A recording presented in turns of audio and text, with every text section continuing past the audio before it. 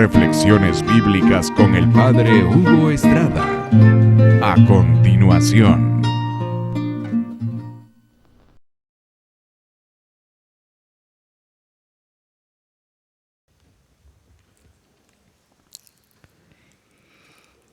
Estimados hermanos, para vivir esa Eucaristía del Jueves Santo, hay que meterse dentro de ese acontecimiento.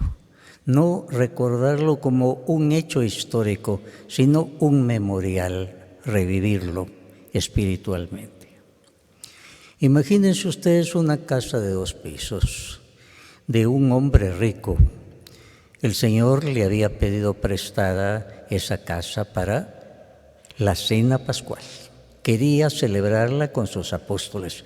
Y les dijo algo muy especial: ardientemente deseado celebrar esta Pascua con ustedes, ardientemente. Y los va a llamar hijitos, el único lugar donde los llama hijitos. Los judíos celebraban la cena de Pascua.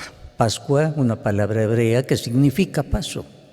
Ellos recordaban, porque se lo habían prometido al Señor, que todos los años iban a celebrar ese paso que habían dado de la esclavitud de Egipto a la libertad.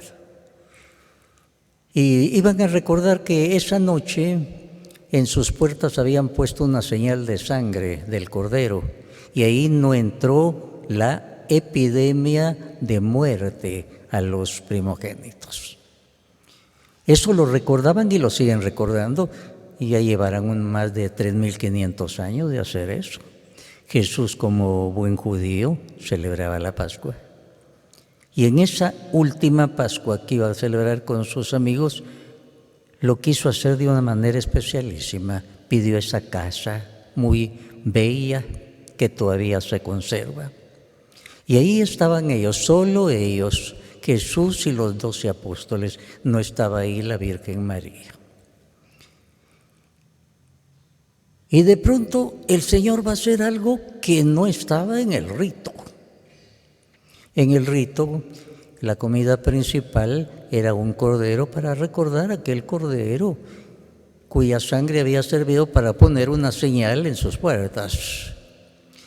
Ahí había hierbas amargas para recordar la amargura del destierro. Un pichel con agua salada para recordar las lágrimas que habían derramado. Un pan sin levadura porque habían salido corriendo, la levadura no había podido fermentar la masa. Todo eso lo estaban reviviendo y Jesús lo estaba reviviendo. Pero hubo algo que no estaba en el rito. De pronto Jesús toma el pan, lo parte simbólicamente, porque su cuerpo va a ser partido en la cruz, y les dice: este es mi cuerpo, que va a ser entregado por ustedes, coman. Ellos habrán dicho: ¿qué será esto? Después toma el cáliz con el vino y dice: esta es mi sangre de la nueva alianza, beban. Está hablando de su sangre, mi sangre. Nosotros ahora sabemos que se refería no expresamente al líquido sanguíneo, sino al sacrificio de Jesús en la cruz. Beban, esta es mi sangre. Coman, este soy yo. Esta es mi sangre, bébanme. Ellos se habrán extrañado por ser la primera vez, pero obedecieron lo que el Señor les dijo.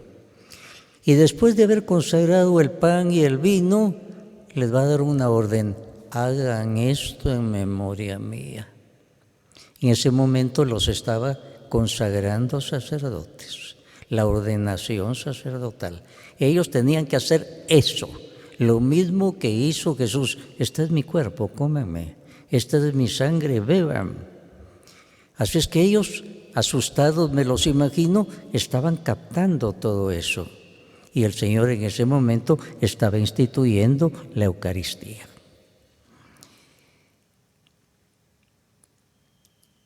El gesto profético rompió el pan. El primer nombre de la Eucaristía va a ser la fracción del pan. Los primeros cristianos decían: vamos a la fracción del pan, como nosotros ahora decimos: vamos a la misa. porque ese gesto de que Jesús hubiera partido el pan les impresionó, porque simbólicamente significaba que su cuerpo iba a ser quebrado en la cruz. Coman, beban. Yo soy este pan, yo soy esta sangre, cómanme a mí, bébanme a mí, hagan esto en memoria mía. Les dio entonces la orden, quedaron consagrados sacerdotes. Instituyó el sacramento del orden sacerdotal. Hagan esto en memoria mía. San Pablo muy bien dice en su primera carta a los Corintios: cada vez que ustedes comen de este pan y beben de este cáliz, proclaman la muerte del Señor hasta que Él vuelva. Es decir, están reviviendo. No es un simple recuerdito, es algo real. Están comiendo el cuerpo y la sangre de Jesús. Y la iglesia primitiva en eso creía. Y eso es muy importante, ver lo que hacían ellos. En el libro de los Hechos de los Apóstoles 2:46 dice: todos los días se reunían en las casas para partir el pan, con alegría y sencillez de corazón. Ellos estaban obedeciendo lo que el Señor dijo. La iglesia desde un principio comía el cuerpo y la sangre de Jesús. Pero el Señor les dijo otra cosa en la última cena, que los desestabilizó. Uno de ustedes me va a entregar. Y se asustaron. Y cada uno comenzó a decir: ¿seré yo, Señor? En el fondo cada uno quería decir: ¿verdad que no soy yo, Señor? Cada uno estaba seguro. Le llegó el turno a Judas y él se traicionó. Le dijo: seré yo maestro. Lo llamó maestro. Y aquí estaba la clave. Jesús para él ya no era el Señor de su vida, ya no controlaba su vida, era un simple rabino. Rabinos eran los que enseñaban la teología de ese tiempo, la escritura de ese tiempo. Era un rabino, para él era eso, y ahí estaba disimulando. El Señor expresamente a Judas, según los comentaristas de la Biblia, lo puso en el lado izquierdo. Era el lugar principal para la persona más importante. Y a Juan lo puso a la derecha. Y Judas estaba allí. Y cuando dicen eso, pues Juan, que estaba como recostado en el pecho del Señor, porque antes no se sentaban a la mesa como nosotros, y como se ve en la última cena, no, sino se recostaban en una mesita pequeña que estaba en el centro hacia ahí. Por eso es que se dice que Juan se recostó en el pecho del Señor. Y Juan le pregunta: ¿y quién va a ser? Y el Señor le va a dar el signo: a quien le voy a dar yo el pan mojado en la salsa. Se lo dio a Judas. Y dice expresamente la Biblia que con el pan le entró el diablo a Judas, lo enloqueció y salió alborotadamente corriendo. Y los demás apóstoles tan incautos, difícil sospechar de otras cosas, creyeron que iba a cumplir una misión de piedad con los pobres. No sospecharon que él era el que iba a vender al Señor. Y así Judas se traicionó en este momento. Ahora, todos ellos estaban conscientes de lo que Jesús les dijo: hagan esto en memoria mía. Con el tiempo ellos iban a captar que estaban no repitiendo, sino haciendo un memorial, reviviendo. Y eso es lo que comenzaron a hacer los primeros cristianos. Se reunían con alegría y sencillez en las casas particulares, dice el libro de los Hechos de los Apóstoles, para la fracción del pan, para recordar eso. Hermanos, para los sacerdotes este día es muy especial. Ese día nos vemos ahí en la última cena. El Señor consagró a sus primeros sacerdotes y nosotros nos sentimos consagrados y agradecidos y avergonzados también delante de la gente que viene a la iglesia. porque en los últimos años ha habido tantos escándalos de parte de sacerdotes. Nosotros nos avergonzamos, pedimos perdón y pedimos también que oren por nosotros, porque el espíritu del mal, como decía San Pedro, anda rondando, viendo a quién devorar. Pedro había sentido el zarpazo, él fue de los que fue derrotado por el espíritu del mal. Él negó a Jesús 3 veces. Él sabía lo que era eso, por eso dice, anda rondando, y por eso nosotros los sacerdotes pedimos que oren por nosotros.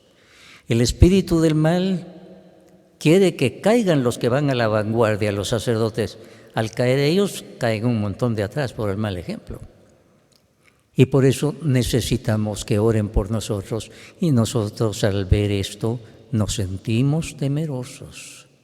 Y acudimos al Señor y le pedimos misericordia, le damos gracias, porque en primer lugar nos llamó, Él nos llamó. Todos nosotros hemos pasado por seminarios, muchas veces acompañados de 40 que comenzaban el seminario, y al final unos 5 iban terminando nada más. ¿Y qué pasó? ¿Por qué ellos no y yo sí? Es el misterio. Nunca nos atrevemos a decir yo era mejor, no. Vimos alumnos destacadísimos, muy inteligentes, maravillosos, sin embargo, se fueron quedando en el camino. Le damos gracias al Señor y los admiramos a ustedes, que a pesar de tantos escándalos que ha habido, ustedes siguen colmando las iglesias. ¿Por qué? Porque creen. San Pedro decía, Pedro bautiza, Jesús bautiza. Judas bautiza, Jesús bautiza. En la Eucaristía es Jesús el que celebra la Eucaristía. Se sirve de un débil instrumento humano el sacerdote, pero por la fe sabemos que es Jesús. Yo nunca voy a decir yo tengo el poder de cambiar el vino en la sangre de Cristo, el pan en el cuerpo de Cristo. Es Jesús que se sirve de mi débil instrumento humano para consagrar el pan y el vino. Y esa debe ser nuestra fe. Por eso San Agustín, qué bellamente, Pedro bautiza, Jesús bautiza. Judas bautiza, Jesús está bautizando. Es Jesús que se sirve de nosotros, instrumentos humanos, para consagrar el pan, consagrar el vino, bautizar, casar, todos los sacramentos. Y esa debe ser nuestra fe. ¿Qué impresión tendrían los apóstoles cuando vieron a Jesús con una palangana y un pichel y que comenzó a lavar los pies? Tenía razón Pedro en decir, yo no me dejo de ti, ¿cómo me vas a lavar los pies? Eso lo hacían solo los esclavos, nada más. Pero el Señor le dijo, tú no lo comprendes ahora, más tarde lo vas a comprender. Pero si no te dejas lavar, no vas a tener parte conmigo. Entonces Pedro se dejó, pero los demás habrán pensado lo mismo. Y Jesús con esto dio la lección. Ustedes a mí me llaman Señor y Maestro, y lo soy. Miren lo que estoy haciendo para que ustedes hagan lo mismo. En la última cena también el Señor les dice, les voy a dar un mandamiento nuevo. Y ellos habrán pensado, uno nuevo, ya están los 10 y todos los que tenemos. Eran como 600 mandamientos que tenían. Unos positivos, otros negativos, y habrán pensado, otro más, ¿cuál? Y Jesús les dijo que se amen unos a otros. Ese mandamiento ya estaba en el Antiguo Testamento. Pero lo que no estaba fue lo que añadió Jesús, como yo los he amado. O sea, Jesús se pone como el modelo del amor, y ellos lo habían dicho, ellos lo habían visto, y habían oído a Jesús que decía, nadie ama más que un amigo que da su vida por sus amigos. Y ellos iban a ver cómo Jesús daba su vida por ellos. Entonces, Jesús es el que los está llevando, los está evangelizando, y les está diciendo cómo debe ser ese amor. El mandamiento del amor. Como quien dice, en los últimos momentos que Jesús estaba, les voy a resumir toda mi enseñanza. Ámense unos a otros, pero como yo los he amado. Él se puso como el modelo del amor.